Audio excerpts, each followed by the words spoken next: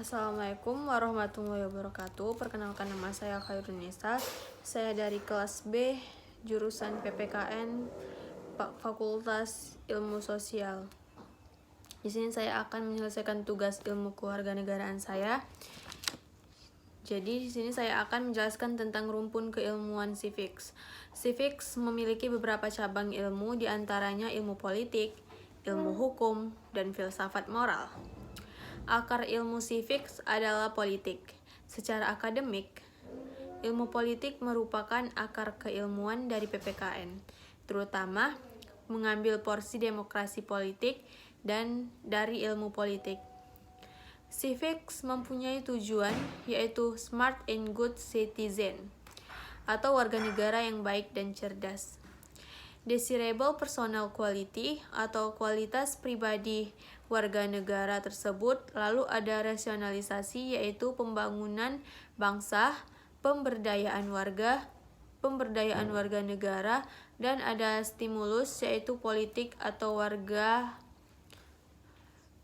politik kewarganegaraan. Civics empowerment atau pemberdayaan warga, civil society atau masyarakat sipil. Cakupan ilmu politik sendiri, fokusnya adalah demokrasi. Demokrasi yang mencakup yaitu teori-teori tentang politik, konstitusi negara, sistem politik, pemilihan umum, presiden, dan ada lembaga yudikatif dan legislatif, output dan sistem demokrasi politik, dan kemakmuran umum dan pertahanan negara, serta juga perubahan sosial. Semua ini termasuk dalam cakupan ilmu politiknya civics. Teori demokrasi politik dalam civics terdapat teori, yaitu tentang yang pertama ada etimologis. Istilah demokrasi merupakan penggabungan dari kata demos yang berarti rakyat dan kratos yang berarti pemerintahan. Teori tersohor Abraham Lincoln menyatakan bahwa demokrasi adalah pemerintahan dari rakyat, oleh rakyat, dan untuk rakyat. Definisi menurut C.V. Strong atau demokrasi sebagai suatu sistem pemerintahan dalam hal mayoritas anggota dewasa dari masyarakat. Model demokrasi yaitu ada demokrasi klasik, republikanisme protektif, republikanisme. Di sini ada konstitusi negara.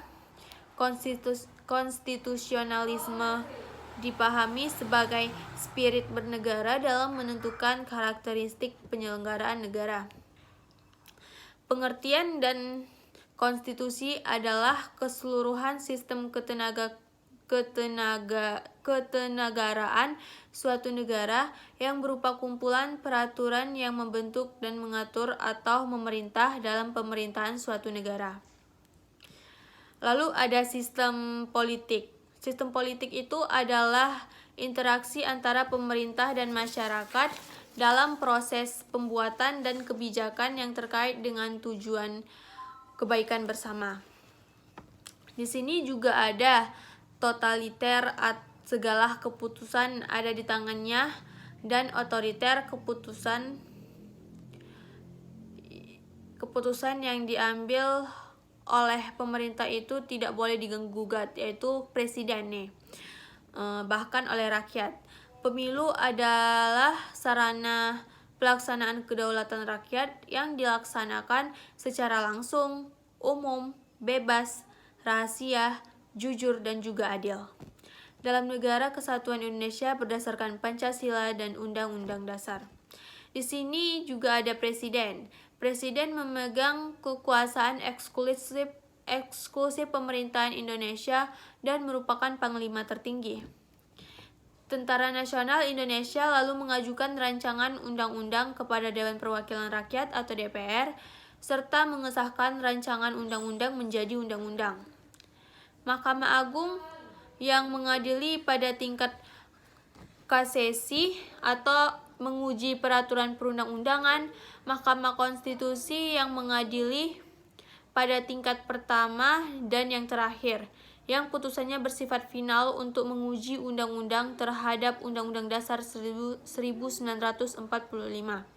Komisi Yudisial, yaitu mengawasi perilaku hakim, mengusulkan hakim agung, menjaga kehormatan hakim. Lembaga legislatif terdapat 3 fungsi.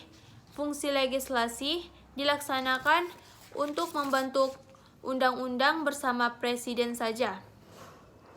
Fungsi anggar dilaksanakan untuk membalas dan memberikan persetujuan atau tidak memberikan persetujuan terhadap perancangan undang-undang tentang APBN yang dijauhkan oleh presiden.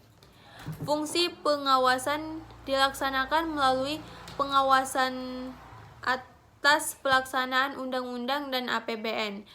MPR sendiri mempunyai kewenangan untuk mengubah dan menerapkan undang-undang dasar, melantik presiden dan wakil presiden, hasil pemilihan umum, melantik wakil presiden menjadi presiden, dan memutuskan usul DPR untuk memberhentikan presiden dan juga atau wakil presiden dalam masa jabatannya. Baiklah, hanya itu yang dapat saya jelaskan.